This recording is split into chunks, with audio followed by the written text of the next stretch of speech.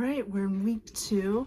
I asked on Facebook if there were any subject that you would like me to cover, and my friend Jeff wants to know what color he should paint his house because we come from the land of smartassery. So, between the light gray and the dark gray, I would go dark gray. It's just a little bit more sophisticated, although light gray it can be fun and whimsical. They're both neutral colors, so you can't go wrong.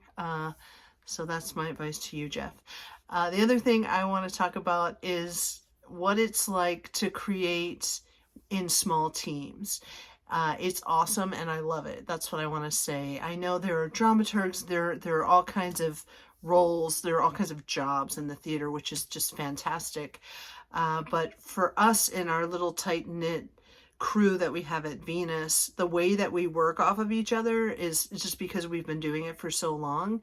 It's almost not verbal. And it's true that way with some of my actors too.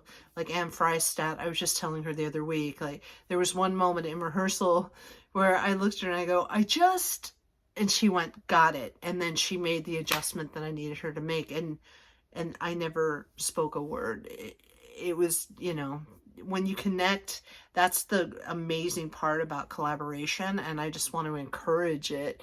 I know there are a lot of cost and expenses to things, but you can also create on a very small scale in a collaborative way. And so I think my big message tonight is to encourage everyone to try that. And I know people joke about it, like mom's got a sewing machine, dad's got a barn, let's make a show kind of thing. But sometimes it's fun just to create with compatible collaborators, to see what comes of it, to not really know what the result will be. That's always how we work at Venus. We're always in process, and then it becomes what it wants to be at the end. So we work a little bit differently in that way.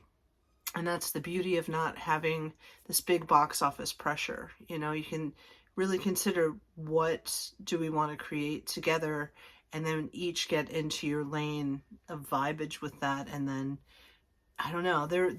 Amy talks about this moment. There's one moment when we were doing Aglaniki's Tiger, and I think Neil was like running sound, and Chris was like doing lights, and Amy was building the set, like installing some olive stuff on the set, and I was building an altar, and nobody said anything to anyone, and it was such a small space, but it's just like this magic moment. I can't describe it. But it's really amazing creating with other people. And theater is such an opportunity to do that. And I don't know, I encourage it tonight. I just want to encourage it. Okay.